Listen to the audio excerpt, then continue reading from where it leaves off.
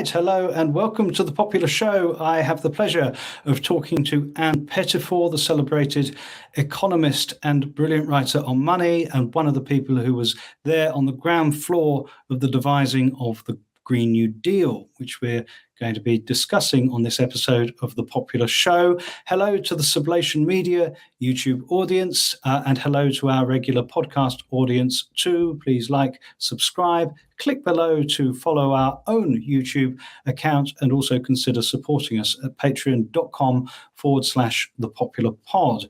Anne is the author of The Case for the Green New Deal. She is the author of The Production of Money, very, very brilliant book on capitalism, and is also a Substacker.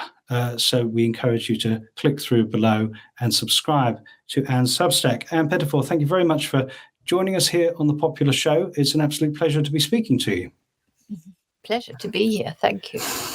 You were there at the start of this idea, which has since become hegemonic, dare I say, with all of the pluses and minuses that come with such a fate of an idea. In 2008, immediately following the financial crash, which of course you were one of a handful of people who predicted, maybe the first person by some accounts to see it coming.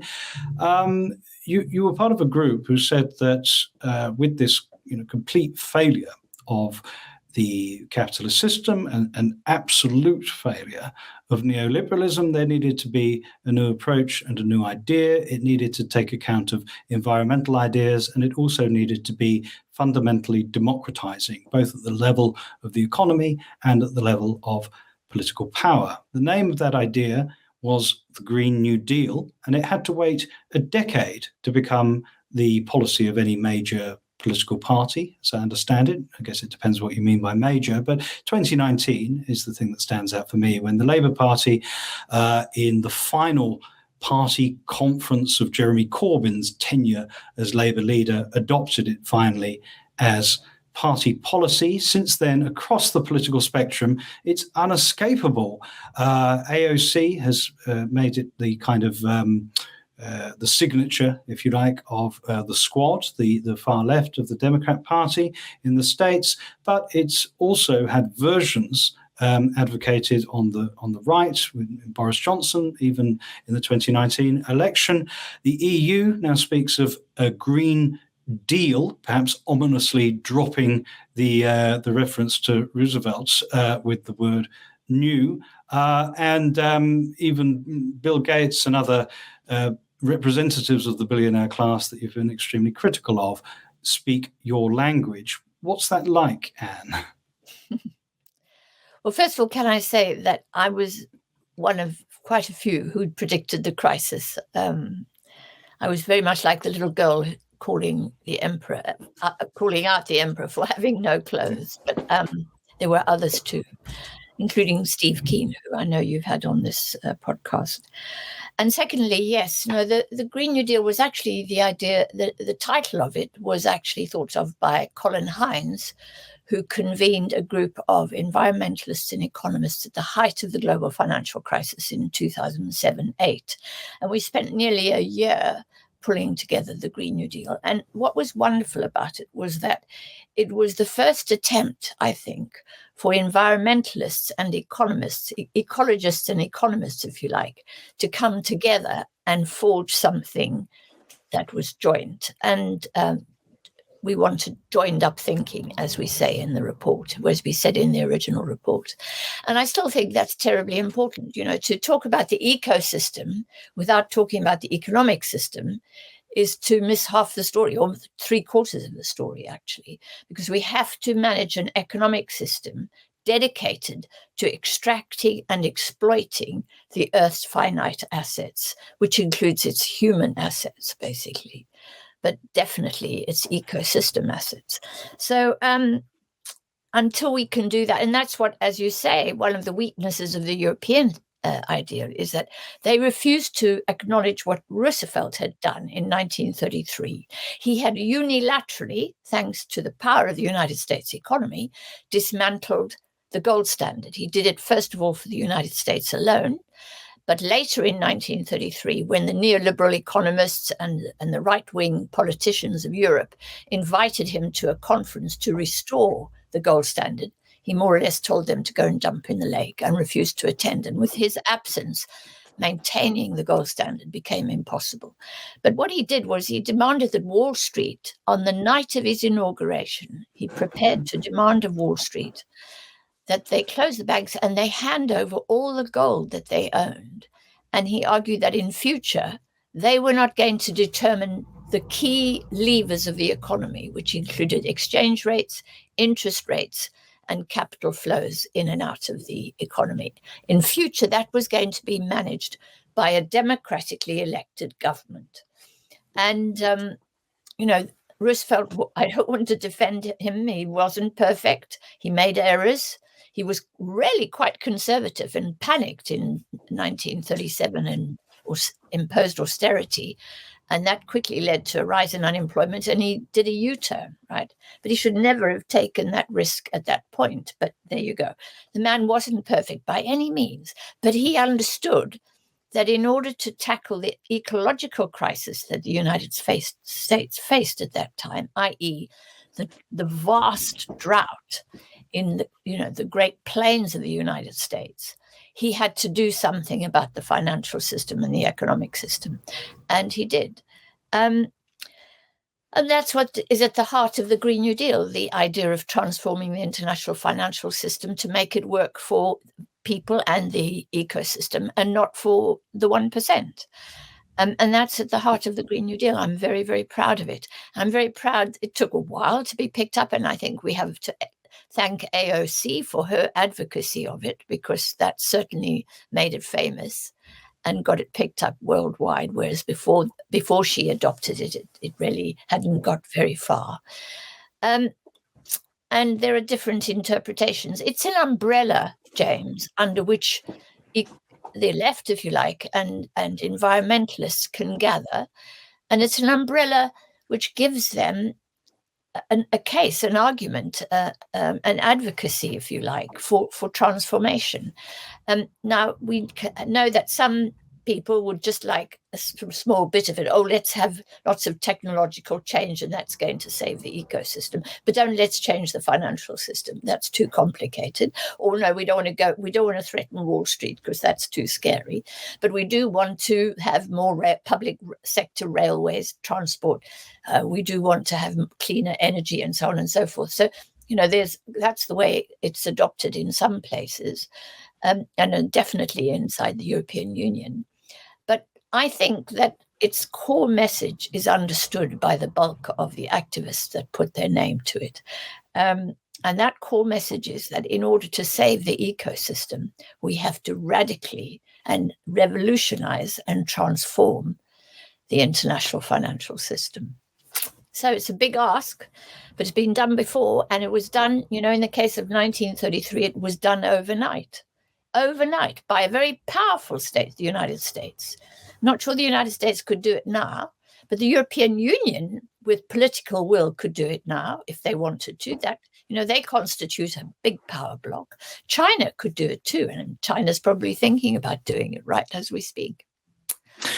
We can afford what we can do, as you quote Keynes in The Production of Money as the title of one of the chapters. I want to get into what your current thinking. You put pen to paper on the Verso book where you outline your vision of it, but that was before COVID, and that was also before this kind of environmental and net zero turn in so many of the power blocks in the world over the last couple of years. So I want to ask you about that. But before we get into that, I want to raise some of the sort of potential criticisms. The part of the left that has always been suspicious of environmentalism might be just as surprised as some of the supporters of the phrase to learn that you from pretty early on saw this as a kind of anti-globalization argument. And actually, I've heard you in various interviews actually associating the argument with certain energies of Brexit and other national populisms as kind of answering some of the questions and demands that were broken open by those kind of right anti-systemic tendencies of the last decade. I think there are quite a lot of people who maybe associate environmentalism, and especially the way that Green Deal, Green New Deal, this kind of language is getting used by governments now, with a kind of totalizing, top-down, globalist kind of approach. But I think it's worth stressing sort of early on in this discussion that really you saw it as the opposite of that. Perhaps you could get into why this is a kind of anti-globalization idea as opposed to the opposite. So it's all complicated, James, isn't it? But it's this really. Number one, I'm a great admirer of Karl Polanyi, and I still think his Great Transformation is such a relevant text at the moment in our history. And my understanding is from him that nationalism and authoritarianism, which I abhor, I grew up under a nationalist government in South Africa, and I can tell you I can't stand the word nationalist. Because I know what nationalism can do. I know how racist it can be. I know how sectarian it can be and divisive and so on. And he argued that the rise of nationalism and authoritarianism was a reaction to a feeling of impotence by the population, whose governments were saying, as our governments today are saying, sorry, but the price of oil has nothing to do with me. It's the market. Sorry, the price of food is nothing to do with me. It's the market, right? And the people said, well, if you, the government, will not defend me, I am going to turn to a strong man or woman to do that for me. Donald Trump, Bolsonaro, Mrs. Le Pen, you name them, they are the strong men and women who are promising their people that they will protect them from the Rust Belt, in the case of the United States, to be protected from those wicked Chinese, or, in the case of Mrs. Le Pen, foreigners or Muslim people or whatever, they will find demons and use those as decoys, if you like. And I find that all evil, but also entirely predictable. It's a response to the kind of impotence that people feel when their governments say, sorry, nothing to do with me, Gov. I'm sorry your wages are low in real terms and have been for decades, but it's not me. I haven't fixed wages. It's the market, right? And that sense of impotence is what's driving populism, in my view. Now, I'm not a nationalist, not in any way. However, I am a Democrat. And again, I feel very strongly about democracy because I grew up in South Africa where, 9/10 of the population had no access to democratic vote. So I understand how important democracy is. But for me, in order for us to achieve democratic change and accountable change requires policy autonomy, as it's called. In other words, governments have got to be allowed to have some management of the economy and to be able to manage it and to be able to implement policies which will defend the interests of the people. Now, that's exactly what call them neoliberalism, but I call it capitalism. What capitalism has done is to strip governments of those powers very deliberately, strip governments of gas storage facilities, privatize them, close them down, do whatever you can do in order to make the market dominant, right? And when you've stripped government of those powers, and people feel powerless, they go towards nationalism. So I want to restore powers to especially democratic states, but even undemocratic states, because, lack of power is what's fomenting authoritarianism, fascism, you call it what you will, really.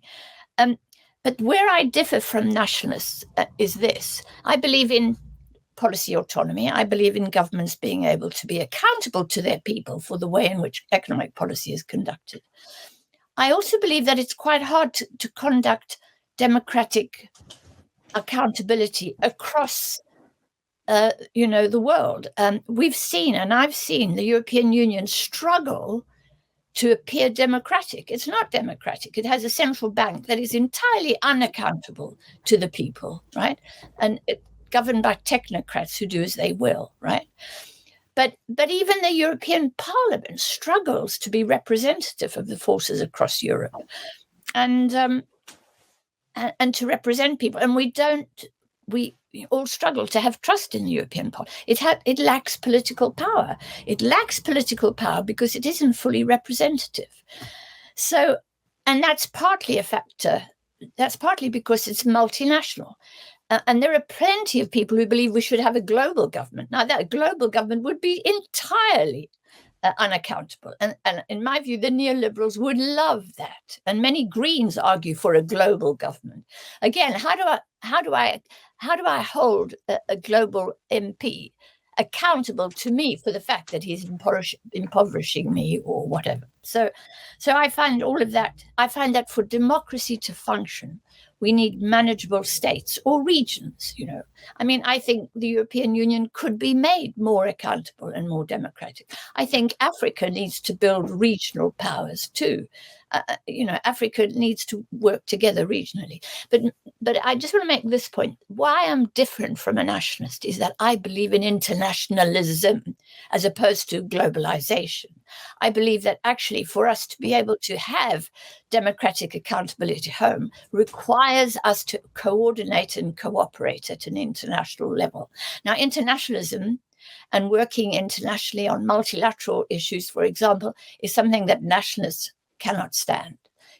The idea that the president of Hungary is going to be an internationalist, is going to work cooperatively with his partners and with countries surrounding his country is just ludicrous. They're not like that. They're authoritarian. They just want to dictate policy where they are.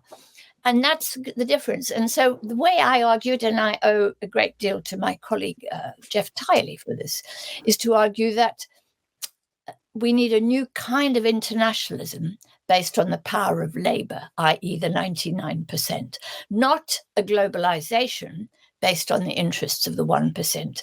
So I am an internationalist for promoting the interests of the 99%, if you like, labor in the broader sense of the word, and not wealth in the sense that the 1% represent. So it's a complicated tale, but it comes down to, how to make democracy work.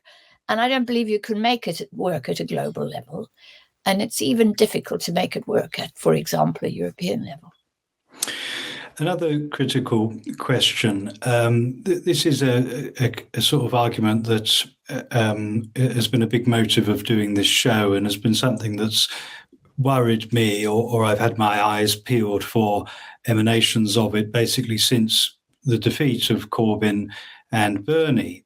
Nancy Fraser, among others, has argued that after 1968, what the left saw was not a straightforward defeat, but a defeat whereby elites started speaking like the left, that there is a danger that a defeated left ends up gifting victorious elites new frames of feeling, new frames of attitude, new vocabulary, even new policy ideas, which it then puts to reactionary causes, but with the applause of certain parts of the left who think that, at least we won that part of the arguments, as Jeremy Corbyn himself put it in defeat. So a big thing that we've been mindful of on the Popular Show is there a danger of this happening? Is there some way in which this extraordinary policy renaissance and this huge activation of previously apolitical people, or people who hadn't been involved in the political process at all, by those left resurgences around 2016, is there a way in which the defeat of that might end up kind of repeating the pattern that Nancy Fraser describes? I mean, her example is the way that second wave feminism kind of lent a vocabulary. If you didn't like the androcentric family with the male breadwinner, then neoliberalism was about to make the two earner family basically compulsory for most people, just to take a small example. So when I look at the EU or Joe Biden, historically the most right-wing kind of Democrat, the EU, as you described, a deeply anti-democratic institution that is deeply paranoid right now, precisely because of these various forms of rebellion from across the political spectrum that it's experienced since 2008. When I see these structurally anti-left institutions and highly anti-democratic, anti-populist, all of it, institutions adopting stuff that's come out of our kitchen, that's when I start to worry that it's not so much as some people on the left would say, oh, at least we won the argument on something, at least we influenced them on something. But there's a danger that the way that this will shake out is that we are offering a kind of greenwashing for a kind of reduction in living standards determined from the top, a new kind of removal of political agency, hope, and power, almost to punish citizens for the populist uprisings of the past decade. You see where I'm going here? There's a danger that our very terms, and the Green New Deal would be a fabulous example, our strongest terms end up getting taken away from us and used by people with actually opposite final political aims to ours. So you're now dragging me into the field of sociology, where I'm actually ignorant largely. So I'm aware of these arguments. Can I say this? I think I would just want to make 2 points, which is, first of all, the left has to understand we have to gain political power. And the left, I think, and by the left, I mean all the wonderful good people that I know in churches, in green organizations, in the Labour Party, wherever you look, really find the idea of power unpalatable, right? Because power, the power of the state is a very destructive power, as Corbyn experienced, it's a power that has nuclear weapons at its disposal. And we are reviled by that. We find that unacceptable. But we have to understand that we have to gain political power, and not soft power, real power, the power of transformation. Yeah. So I think there's that aversion to the dirty business of gaining political power. And I see it in some of the best of the advocates that we have. And the second point into this, to gain political power, in my view, you have to bring over sections of the right. You have to bring over a population that has backed Trump and Johnson and so on. It's no good alienating them. They have to be persuaded to join your camp, And of course, there's the fear that they may, if you like, influence the camp. But I think the key task is to convert, if you like, a whole section of the population that we tend to ignore. We tend to like to be with people who think like us. And we've got to get over that, really. That's indulgence. And I was so thrilled to hear about the result in Kansas last night. Mm-hmm. The result was an extraordinary success. And I mean, we saw it happen in Ireland as well. We saw the Catholic Church wield enormous power in Ireland over the bodies of women. And we've seen Trump and the Supreme Court try to do the same in the United States. And when it comes to the crunch, ordinary, decent people understand this is wrong, right? And I've been watching how the Kansas arguments were conducted, and I noticed that they argued, for example, that there would be a government mandate to interfere in the personal lives of women. And that, that government mandate was treated as, now I'm not sure if I would endorse that language, but the point of the matter is this: it was sufficient to make people say, oh, hang on, women should be able to make the decisions themselves. And they've overturned what is a very Trumpian majority in Kansas. Now, that for me is skillful power harvesting. Yeah. And it's a great example because it demonstrates precisely the low expectations that actually a lot of the liberal part of the elite has of the people. That whole kind of horror and anxiety of the Supreme Court overturning Roe v. Wade the subtext of it was, if you hand this power back to states, then those Neanderthals in those states are going to, be, doing the most reactionary thing. Actually, what we see in Kansas is that people are alive to political argument, and if they're not patronized, that you can do business. Yeah.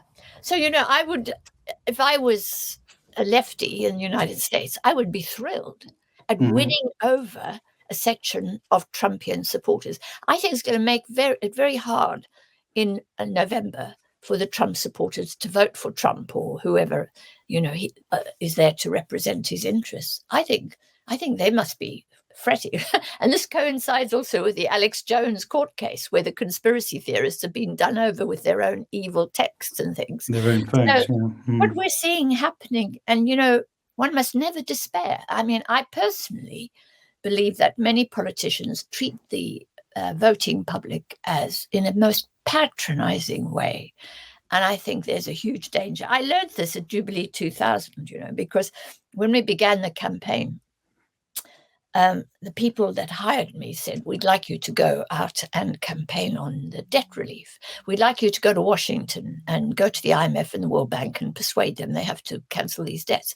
And I said, sweethearts, you can't do this. It won't be done. You have to have a public campaign. And they said, no, you'd never get the public interested in this. It's far too complicated. It's far too difficult for them to understand. This is the international financial architecture. It's bilateral and multilateral debt, it's commercial debt, it's the net present value of debt. I mean, these are all complicated ideas, aren't they? And I said, no, they're not. They're not rocket science. And the proudest moment for me, and I repeat the story wherever I have the chance to, is the time the Treasury official came up to me and said, what the hell is going on here? We've had to hire additional people to deal with correspondence on this matter. And we get letters from women on pink paper with bunches of roses in the corner saying, dear sir, I understand that you have refused to cancel Uganda's debt and that you've chosen a cutoff date for the debt that is serviced of 1981. I blah, blah, think this is deeply unreasonable. Whoever told her about Uganda's cutoff date? He said to me. I said, we did, and she's not stupid. She got it. And so that really taught me a powerful lesson. And I think the left on the whole can be so arrogant about and so sense of superiority. We're I hate to say the chosen few, but we are the brightest, we're the most liberal, the most advanced, and we're not actually. And unless we can, if you like, harvest the votes of our opponents, unless we can persuade some of those opponents to come over to our side, not with bribery, but with very powerful arguments, and by actually setting their interests as a priority, we would win political power. So we have to think like that. Yeah, absolutely. Well, this show is dedicated to the maxim that the path to power and the path to the radical democratization of the economy is through the deplorables, is via the deplorables, not from above. But let's stay from above in that case. I mean, the last few years have seen a remarkable radicalization of American liberals. They've been radicalized by Trump, basically. They've been radicalized on race. They've been radicalized on gender, following Me Too, and they've been radicalized one way or another. Not sure how to describe the pretty, in the view of this show anyway, crazy response to COVID on the part of many of them, and they're also apparently beginning to be radicalized on the environment. And again, this is the party that you don't want speaking for the Green New Deal. This is the anti-democratic, anti-populist party that are seeking to kind of claim environmentalism against the democratizing verve that you originally attributed to it. Let's drop in another clip. This is talk show host Bill Maher in a pretty startling little monologue, as far as I'm concerned, from last week. And finally, new rule, the recent report that informed us that in November of this year, the population of the Earth will hit 8 billion is not good news. And those who regard it as such should be treated for TikTok brain. The Secretary General of the United Nations, of all people, said that welcoming our 8 billionth person was an occasion to celebrate our diversity. Yes, what a comfort that people of all races will be contributing to an already unsustainable carbon footprint and choking and starving equally. Have you seen what has been happening with the climate in recent years? Did you see England last week? England is pretty far north, but the runways are melting. Our farmland is shrinking due to scorching temperatures and drought. 1 out of 4 people on Earth is food insecure, what we used to call hungry. So, I mean, a decade ago, you'd be grateful to hear, talk about climate change and the environment on a mainstream channel like that. But I guess what I'm bringing that up for is the way that it comes with the entry price of this deep contempt for the mass of people and this kind of depopulation discourse, which is never far from a kind of eugenic discourse. So it's as if an American liberalism that no longer trusts the people and is horrified actually by the people, it is now kind of articulating that contempt through the language of environmentalism. How do we fight that? Well, first of all, I think we have to take that apart. What he said was, our carbon footprint. We all know that the concept, I hope we all know by now, that the carbon footprint concept was devised by the oil companies to blame everybody for climate change. Those melting airports and so on are all down to me and you. At the very moment he said that, there were wonderfully wealthy American celebrities flying across the United States in their jets and emitting tons of greenhouse gas emissions with one flight, right? And with one journey, and making lots of these journeys. Now, so what that's missing, and very deliberately, I think. And again, here, this is where the left gets caught up in these arguments. We're now fighting on their ground as to, no, it's not fair, it's unclear, don't be unkind about 8 billion people.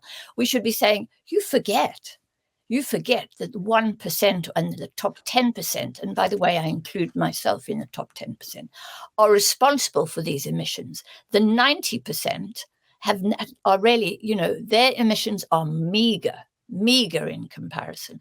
And the growth in population is going to take place in Africa, the continent the least responsible for climate change. And his attack is also an attack on Black people. It's racism too. So, in my view, it's because we haven't made the argument about the role of the 1% in generating emissions. They get away with murder. During the pandemic, the sale of yachts, super yachts, exploded, mainly thanks to QE, thanks to central banks pumping liquidity into the bank accounts of the speculators. The expansion in the purchase of super yachts was massive, and the expansion, and then apparently Trump, and I've only heard this secondhand, introduced some tax break for people owning private jets. And there aren't enough hangars in the United States to accommodate the private jets that operate. And the emissions from those far exceed the emissions of the 8 billion, really, or at least 7.5 billion, basically. And I think it's because we on the left go along with the carbon footprint. Oh, we're all, we've got to cut it. We've got to do this. We have to and it's your fault. It's all of our fault. We're all to blame. That's such a convenient argument for the 1%. They can't believe their luck. We're arguing that for them. This, I think, is the point that you were trying to make. And I hope it is, because it's something I feel very strongly about. And it's our failure to point out where the real damage is coming from that enables people like Maher, who's himself a member of the 1%, to make those obscene arguments about the rest of the world. So anyway. So, picking up where we are, your Verso book gives a kind of great account of how this democratized economy, this massive expansion of opportunity for workers, and this tipping of the balance of power towards workers could happen through environmentalism.